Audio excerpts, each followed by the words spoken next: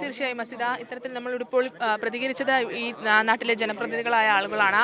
ഇവർ പ്രതികരിച്ചത് നേരത്തെ നമ്മൾ പറഞ്ഞതുപോലെ തന്നെ ആദ്യം പാങ്ങോട് ഒരു കൊലപാതകം നടത്തുന്നത്, അതായത് ഈ കൊലപ്പെടുത്തിയ ഈ പ്രതിയുടെ ബാപ്പയുടെ ഉമ്മയെ കൊലപ്പെടുത്തിയ ശേഷം SN പുരത്തെ വീട്ടിലെത്തി ഇവരുടെ ബന്ധുക്കളായ രണ്ടുപേരെ കൊലപ്പെടുത്തുന്നു. അതിനുശേഷമാണ് ഈ വീട്ടിലേക്കെത്തി സഹോദരനെയും അതിനൊപ്പം തന്നെ മാതാവിനെയും ഈ വീട്ടിലുള്ള പെൺകുട്ടിയെയും ആക്രമിക്കുന്ന ഒരു സാഹചര്യം ഉണ്ടാകുന്നത്. ഇതിൽ ഈ 6 പേരെ വെട്ടി എന്നത് ഈ പ്രതി തന്നെ അഫാൻ തന്നെ ഈ പോലീസ് സ്റ്റേഷനിലെത്തി പറയുകയായിരുന്നു, കീഴടങ്ങുകയായിരുന്നു എന്നുള്ളത് തന്നെയാണ് ഇതിലെ ഞെട്ടിപ്പിക്കുന്ന ഒരു കാര്യം എന്ന് പറയുന്നത്. ഈ പോലീസിൽ വിവരം നൽകിയതിനു ശേഷമാണ് പോലീസും അതിനൊപ്പം തന്നെ നാട്ടുകാരും ഈ സംഭവത്തെക്കുറിച്ച് അറിയുന്നത്.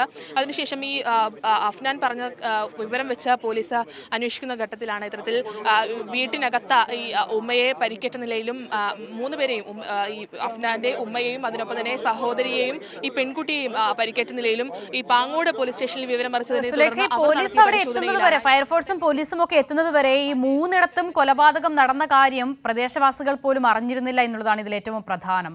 സ്വാഭാവികമായും ഇപ്പോൾ അവരുടെയൊക്കെ പ്രതികരണം അനുസരിച്ച് വെട്ടിക്കൊലപ്പെടുത്തിയതാണ്, ആ പെൺകുട്ടിയെ ചുറ്റിക കൊണ്ട് തലയ്ക്കടിച്ച് കൊലപ്പെടുത്തി എന്നുള്ളതാണ് അവർ സംശയിക്കുന്നത്. അപ്പോൾ അങ്ങനെയൊക്കെ നടക്കുന്ന ഘട്ടത്തിൽ സ്വാഭാവികമായും ബഹളവും ഒക്കെ ഉണ്ടാകേണ്ടതാണ്. പക്ഷെ അതൊന്നും ആരും കേൾക്കുകയും ചെയ്തിരുന്നില്ല അല്ലേ?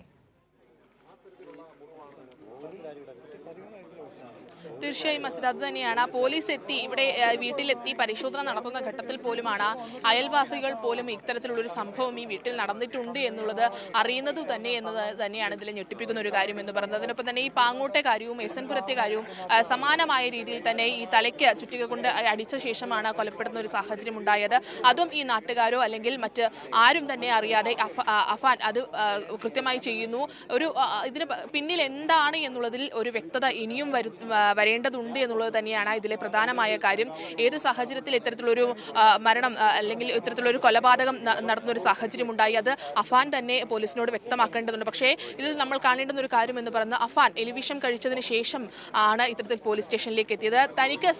തനിക്കും കുടുംബത്തിനും ഇത്തരത്തിൽ സാമ്പത്തിക ബാധ്യതയുണ്ട് എന്നുള്ളതാണ് പോലീസിനോട് അഫാൻ ആദ്യം പറയുന്ന ഒരു കാര്യം. പക്ഷേ ഈ നാട്ടുകാർ വ്യക്തമാക്കുന്ന ഒരു കാര്യം എന്ന് പറയുന്നത് ഇത്തരത്തിലുള്ള ഒരു സാമ്പത്തികമായ ഒരു വിഷയവും ഇത്തരത്തിൽ ഈ കുടുംബത്തിന് ഇല്ല എന്നത് തന്നെയാണ് നാട്ടുകാർ വ്യക്തമാക്കുന്ന ഒരു കാര്യം എന്ന് പറയുന്നത്.